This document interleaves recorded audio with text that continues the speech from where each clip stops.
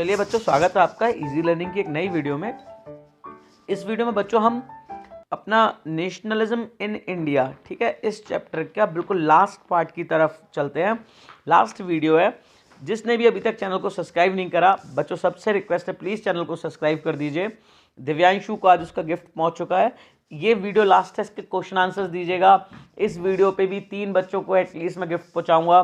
Please जिसने भी अब तक पिछली वीडियो नहीं देखी है, वीडियो के लास्ट में मैं प्लेलिस्ट डाल दूंगा, देख लीजिए, आंसर ज़रूर दीजिएगा।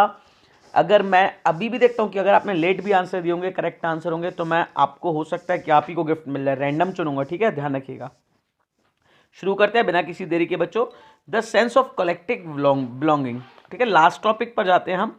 सेंस ऑफ कलेक्टिव बिलोंगिंग की बात करते हैं कि किस तरीके से सभी लोगों को एक जैसे सोचने पर मजबूर किया गया कि वो सब लोग एक ही आपस में जुड़े हुए हैं, भाईचारे में, दोस्ती में, एक ही देश के लोग हैं।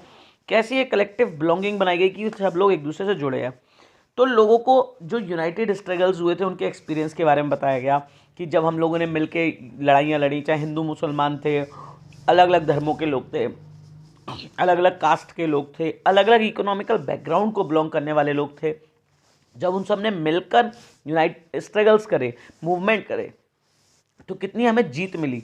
ठीक है, इन सब के एक्सपीरियंसेस को बताया गया। इसके अलावा कल्चरल प्रोसेस के थ्रू उनमें कलेक्टिव बिलोंगिंग शुरू करने की कोशिश की गई। जैसे उनको उनके इतिहास के बारे में बताया गया, उन्हें कहानियाँ सुनाई गई, लोकगीत गाकर, गीत गाकर, पोएम्स गाकर, प्रिंट्स और सिंबल्स के थ्रू लोगों में नेशनलिज्म की भावना को बढ़ावा दिया गया या कलेक्टिव बिलोंगिंग की भावना को बढ़ावा दिया गया। अब इस कलेक्टिव बिलोंगिंग में क्या क्या चीज़ें आई, इसमें सबसे पहले देखते हैं इमेज ऑफ भारत माता। भारत माता की इमेज की बात करते हैं, ठीक है। तो भारत माता की जो पहली इमेज थी उसे बंकिम चंद्र चट्टोपाध्याय ने बनाया था। ये वही बंकिम चंद्र चट्टोपाध्याय हैं जिन्होंने वंदे मातरम लिखी थी, ठीक है। यहाँ पर आपका क्वेश्चन नंबर 1 ये है कि वंदे मातरम को कब नेशनल सॉन्ग की तरह अडॉप्ट किया गया, ठीक है, कब हमने इसे अपने देश का नेशनल सॉन्ग बनाया, ये आपका पहला क्वेश्चन है। इसके बाद भारत माता की एक और पेंटिंग बनाई जिनका नाम था अवनेंद्र नाथ टैगोर, ठीक है। अवनेंद्र नाथ टैगोर ने भारत माता की एक इमेज बनाई जिसमें उन्हें सफ़ेद साड़ी में दिखाया गया, बहुत एस्केटिक फिगर, मतलब एक तरीके की बहुत पवित्र फिगर के रूप में, दैवीय रूप में दिखाया गया। बहुत काम थी, बहुत शांत, कंपोज्ड, दैवीय और स्पिरिचुअल, आत्मा से जुड़ी हुई रूप में दिखाया गया।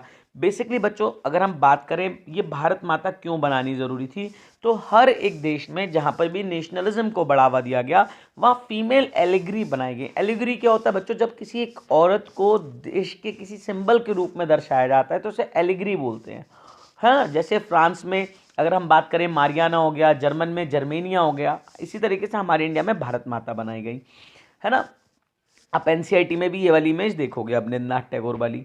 इसके अलावा लोगों में कलेक्टिव बिलोंगिंग को बढ़ावा देने के लिए हिस्ट्री को रीइंटरप्रेट किया गया, लोगों को समझाया गया अपने इतिहास के बारे में, स्वर्णिम इतिहास के बारे में कि कैसे हम सोने की चिड़िया हुआ करते थे, किस तरीके से हमारा जो इतिहास था कितना प्रॉस्परस रहा है, हम कितने योद्धा रहे हैं, या कितना हमारा जो इतिहास है कितना ज़्यादा रिसोर्सफुल और प्रॉस्परस है, इसके बारे में बताया।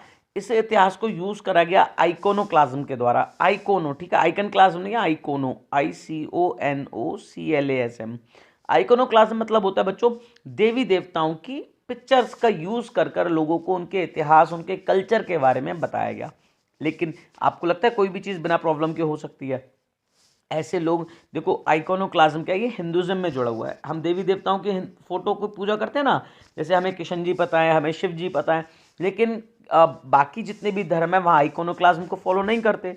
तो ऐसी कम्युनिटीज़ जो हिंदू नहीं थी वो अपने आप को ऐसा मानने लगी कि हमें बिल्कुल छोड़ दिया गया इस नेशनलिज्म के, ठीक है। चलिए आगे बढ़ते हैं बच्चों। रिवाइव ऑफ इंडियन फोल्कलोर, यानी जो भारतीय लोकगीत है उनको कैसे रिवाइव किया गया, वो कैसे दोबारा से रिवाइव हुए, उनके बारे में बात करते हैं। इस सब में सबसे बड़ा कंट्रीब्यूशन रविंद्रनाथ टैगोर जी का रहा। रविंद्रनाथ टैगोर ने, जैसे आप लोगों ने पढ़ा ना, कि हमारा जो नेशनल एंथम है जनगण मन, गीतांजलि उनकी जो बुक थी उसमें लिखा हुआ था। तो इस तरीके से उन्होंने फोल्कलोर बनाए। या देखो एक और कंट्री है बांग्लादेश, बांग्लादेश का अमार बांग्ला नेशनल एंथम है, वो भी इन्होंने ही लिखा है। इसी तरीके से नतेशा शास्त्री, एक दूसरा इंपॉर्टेंट नाम मिलता है जिन्होंने एक बुक लिखी, नाम था the folklore of southern India. Southern India की जितनी भी लोकगीत थे उन्हें बनाने का काम इन्होंने करा। इस मतलब एक बुक थी जिसमें इन सबको लिखा गया। आपसे क्वेश्चन ये है, आपको ये बताना है ये जो फॉल्कलोर है कितने वॉल्यूम्स में इन्होंने प्रिंट करी। ठीक है, नतेशा शास्त्री का मानना था कि ये जो हमारे फॉल्कलोर है यही हमारा रियल इंडियन लिटरेचर है, यही वो रिचफुल लिटरेचर है जो कि हमें हमारे कल्चर के बारे में बताता है। चले, इसके बाद बेटा ये तो हो गई हमारी बात लोकगीतों की। अब आते हैं झंडे की तरफ।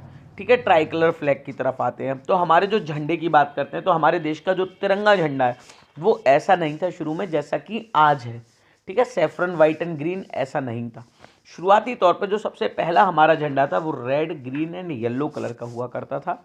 इस पे 8 लोटस हुआ करते थे जो कि 8 ब्रिटिश प्रोविंसेस को दिखाने का काम करते थे। इस पे एक आधा चांद हुआ करता था, एक तारा हुआ करता था जो हिंदू और मुस्लिम को सिंबॉलिक सिग्निफाई करता था। जैसे बच्चों यहाँ पर देखिए, रेड येलो और ग्रीन कलर का आपको झंडा दिख रहा है 1906 का। इसमें ये आधा चांद है, ये सूर्य है, ये मुस्लिम को दिखा रहा है, ये हिंदूज को दिखा रहा है, और ये 8 जो लोटस हैं ये 8 ब्रिटिश प्रोविंसेस को दिखाने का काम कर रहे हैं। यानी 8 ब्रिटिश के अंडर में आने वाले जो स्टेट्स थे उनको दिखाने का काम कर रहे हैं। फिर देखो 1907 में वंदे मातरम का झंडा आया, बर्लिन कमेटी के समय पर जो भिकाजी कामा ने बनाया था। नेक्स्ट डे देखो बच्चों एक और झंडा होम रूल के मूवमेंट के समय पर जो अडॉप्ट किया गया, जिसमें हमें डोमिनियन स्टेटस देने की बात की गई। फिर महात्मा गांधी का देखो बेटा अनऑफिशियली अडॉप्टेड झंडा आ गया। ठीक है, अभी ये वाला महात्मा गांधी का नहीं है, ये स्वदेशी का है। ठीक है, इसके बाद स्वदेशी के बाद महात्मा गांधी का आ गया। देखो 1931 का झंडा आ गया। इसमें क्या था, यहाँ पर देखो सैफरन वाइट रेड है, ऊपर भी red white and green colour था, बीच में चरखा रखा गया, स्पिनिंग व्हील है। इसके बाद 1947 में जाके हमारा जो प्रेजेंट ट्राई कलर का झंडा इसको अडॉप्ट किया गया। एक क्वेश्चन यहाँ से भी आपको ये बताना है, ये झंडा डिज़ाइन किसने करा था, जिसमें बीच में अशोक चक्र है ना, ये झंडा डिज़ाइन किसने करा था, आपको ये मुझे बताना है इस वीडियो के लास्ट में कमेंट में। ठीक है, आते हैं बच्चों गांधी जी का स्वराज वाला फ्लैग। गांधी जी के स्वराज की फ्लैग की बात करते हैं, ये वाले की। ठीक है, ये रेड ग्रीन और वाइट कलर का 3 रंग का झंडा था। इसके बीचों बीच में चरखा था जो कि स्वराज को दिखाने का काम कर रहा है कि हमारा खुद का राज होगा, हम अपने ऊपर ही सेल्फ डिपेंडेंट होंगे, हम अगर हम बात करें तो आत्मनिर्भर है। ठीक है, तो इस चीज़ को दिखाने का काम कर रहा था। आते हैं बच्चों लास्ट टॉपिक पर, French revolution and the idea of the nation. कि फ्रेंच रेवोल्यूशन की बात करेंगे और वहाँ से जो नेशन का जो आइडिया था वो कैसे डेवलप हुआ। फ्रेंच रेवोल्यूशन पहला ऐसा एक्सप्रेशन है, पहला ऐसा मूवमेंट था जिसने नेशनलिज्म को बढ़ावा दिया। ये 1789 में हुआ था फ्रांस में। फ्रांस में नेशन का मतलब क्या था, नेशन का मतलब था ऐसे लोग जो सबके सब कलेक्टिव आइडेंटिटी रखते हैं, यानी सब एक दूसरे को एक दूसरे से जुड़ा हुआ मानते हैं। इसके लिए कई स्टेप्स ली गई थी वहाँ पर भी, और इसी तरीके से इंडिया में भी फॉलो हुई। जैसे ले पैट्री भाईचारा और ले सिटियोन यानी सिटीजन जैसे आइडियाज़ वहाँ पे डेवलप हुए। नया फ्रेंच झंडा बनाया गया, नेशनल असेंबली बनाई गई, वहाँ पर नए नए लोकगीत लिखे गए, शपथ ली गई, है ना। एक सेंट्रलाइज्ड एडमिनिस्ट्रेटिव सिस्टम बनाया गया, यानी एक जगह से रह के पूरे देश को कंट्रोल किया जाएगा। इसके अलावा जितने भी इंटरनल कस्टम्स थे यानी अंदर लगने वाले टैक्सेस थे उन्हें, और ड्यूज़ जितने भी थे उन सबको ख़त्म कर दिया गया। एक ही तरीके के वेइंग सिस्टम और मीजरिंग सिस्टम को लागू किया गया। इसके अलावा देश में जितनी भी लोकल डायलेक्ट्स मतलब होता है बोलचाल की भाषाएं, इन सबको ख़त्म किया गया, और जो फ्रेंच लैंग्वेज थी उसे देश की मुख्य भाषा बनाया गया। फ्रांस से ये नेशनलिज्म पूरे यूरोप में फैला, जैसे हॉलैंड, बेल्जियम, स्विट्ज़रलैंड, यहाँ पर ये सारे आइडियाज़ गए। इसी तरीके से फ्रांस की जो आर्मी थी उसने नेपोलियन बोनापार्ट के समय पर इस नेशनलिज्म के आइडिया को दूसरे देशों तक पहुंचाने का काम किया।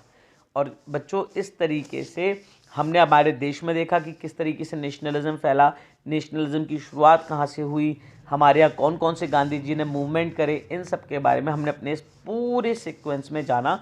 ये हमारा चैप्टर होता है, थीम होती है यहाँ पे कंप्लीट। बच्चों प्लीज़ चैनल को सब्सक्राइब कर दीजिए, वीडियो को लाइक कीजिए और अपने दोस्तों से ज़रूर शेयर कीजिएगा। आपको बेनिफिट मिला, आप अपने दोस्तों को भी बेनिफिट पहुँचाइए ताकि टर्म 2 सबका अच्छा हो सके। ठीक है, और टर्म 2 को लेकर मैं बहुत जल्दी एक गुड न्यूज़ लेकर आने वाला हूँ। बस नेक्स्ट 2-3 डेज़ में एक गुड न्यूज़ मिलने वाली है, 2-3 डेज़ का वेट कर लीजिए। मिलते हैं आपसे बच्चों नेक्स्ट